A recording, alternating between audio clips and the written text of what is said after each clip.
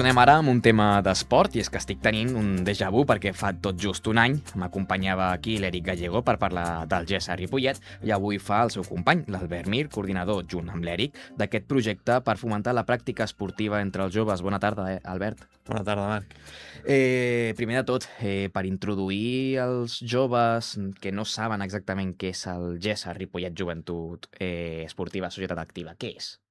El projecte GESA al final és un programa impulsat per la Diputació que es porta a terme des de l'Ajuntament de Ripollet, on l'objectiu principal és proporcionar activitat física i esport per tot el jovent de Ripollet, a partir de 12 anys, estaria fins al 20, però també podem tenir joves més grans, de 20 anys, que tothom tingui l'oportunitat de poder fer activitat esportiva al municipi de manera gratuïta, que ningú es quedi sense poder fer esport a casa, per qualsevol tema econòmic o social, que tothom tingui l'oportunitat.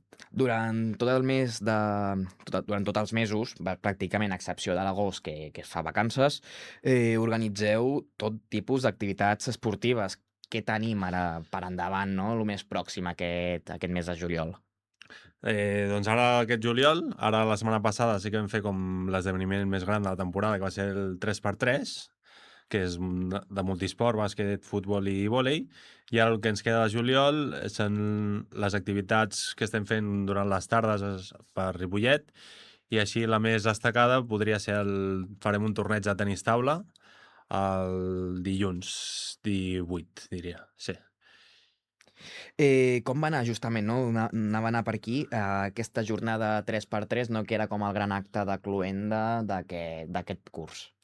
Doncs la veritat que aquest any era la segona vegada que ho fèiem, perquè vam començar la temporada passada també el juliol, i la veritat que va anar molt bé. En quant a participació, el volum de participants que vam tenir, i vam estar des de les 7 de la tarda fins a les 11 jugant partits a 6 pistes sense parar tot el pavelló Joan Creus, la veritat que va estar molt bé.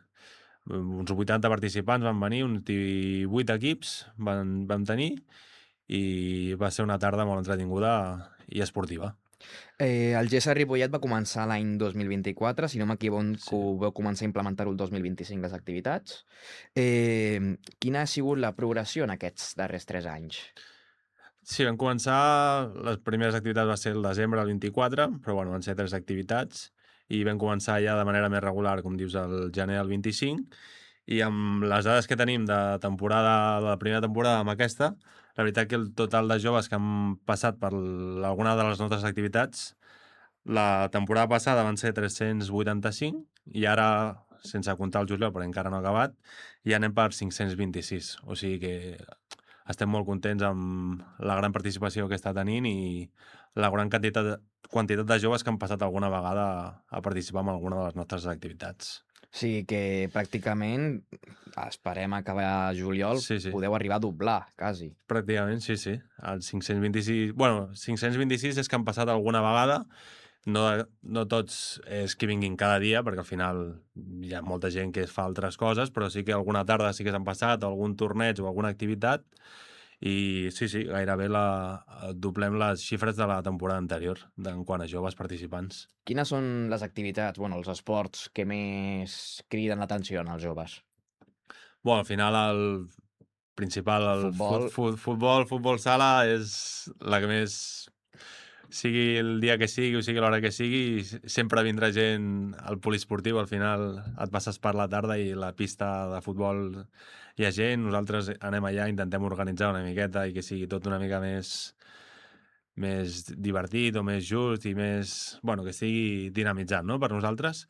Però a part del futbol, nosaltres intentem no tirar tant de futbol, sinó buscar altres esports que els joves no tinguin tant l'oportunitat de fer aquí a Ripollet, perquè al final el futbol el poden fer al parc amb una pilota i ja és més fàcil, però intentem el voleibol, és un dels que està tirant des del primer dia que vam començar aquí a Ripollet.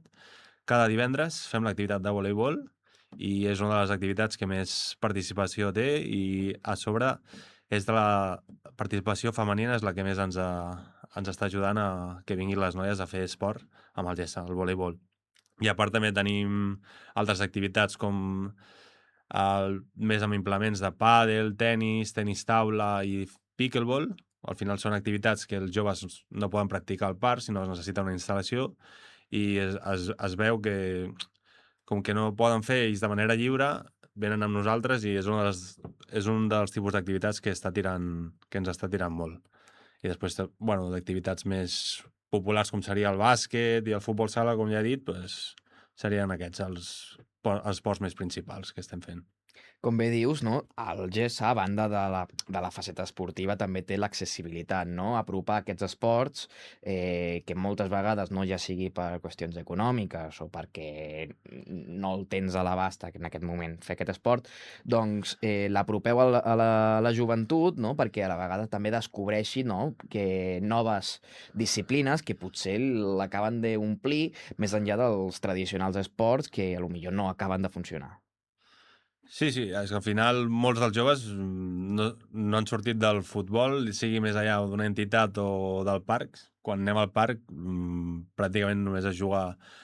Quan abans d'arribar a nosaltres només estan jugant a futbol, i el que fem nosaltres és al final oferir altres esports que no tenen ells l'oportunitat de jugar amb els seus amics de manera habitual en un parc o a les instal·lacions de manera gratuïta.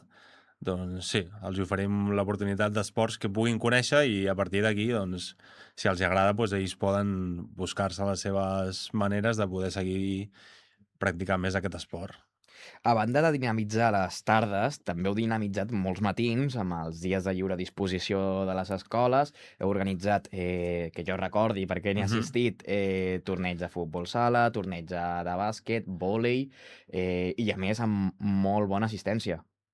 Sí, l'any passat ens vam adonar que al final els dies de lliure disposició és pels matins. Molts joves o es queden a casa o no saben què fer, llavors hem aprofitat i sempre, sí, diria que sempre que hi ha un lliure disposició intentem fer una activitat més fora de les regulars que fem per les tardes, i organitzar-ho més un tipus torneig. I és com has dit tu, hem fet durant aquesta temporada tornejos de bàsquet, de vòlei, de pickleball també n'hem fet i té molt bona tirada, i de futbol també. Sí, i al final una mitjana de 50 participants en aquestes activitats estem tenint aquests tornejos de matins. Fem 3-4 horetes i la veritat que estan funcionant molt bé. Us suposa un repte ser dos i gestionar una colla de 20-30 nens, els que siguin, que van a les activitats? Bueno, al final per les tardes, entre els dos ja ens podem anar tirant, no? Venen 15-20 per les tardes, però bueno, quan són activitats més grans, per matins, sí que ens venen altres tècnics d'esports, també ens ajuden, però perquè si no, sí, clar, poder coordinar i estar amb tots els partits i poder estar que tot estigui bastant controlat en un torneig es complica una miqueta, però bueno, tenim l'ajuda dels nostres companys d'esports també, i estan funcionant bé els tornejos. Heu fet activitats durant tot l'any.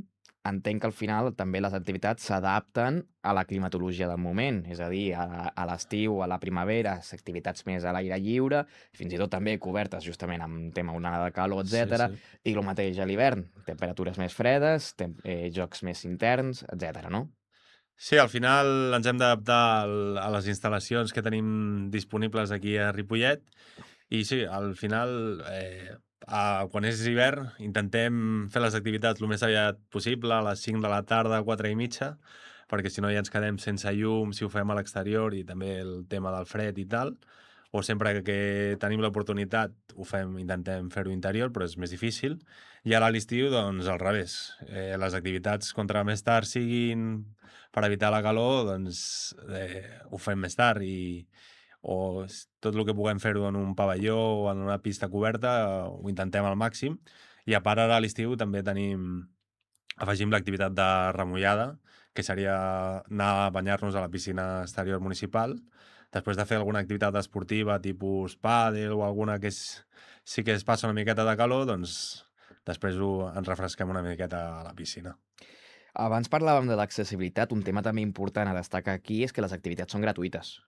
Sí, totes les activitats són totalment gratuïtes, i tampoc cal tenir el material especialitzat en cada esport, és a dir, pel pàdel no cal portar cadascú la seva pala, sinó des de l'Ajuntament oferim nosaltres el material i, per tant, està totalment obert a tothom, no cal material esportiu ni res. Només és venir i nosaltres ja els hi donem tot. Tot orientat a joves de 12 a 20 anys, si no m'equivoco. Sí, correcte. I si al final un jove vol assistir demà, imaginem que demà hi ha pàdel, com ho pot fer? Com pot contactar amb vosaltres? S'ha de fer reserva prèvia? Pot assistir, presentar-se allà i participar? Com funciona?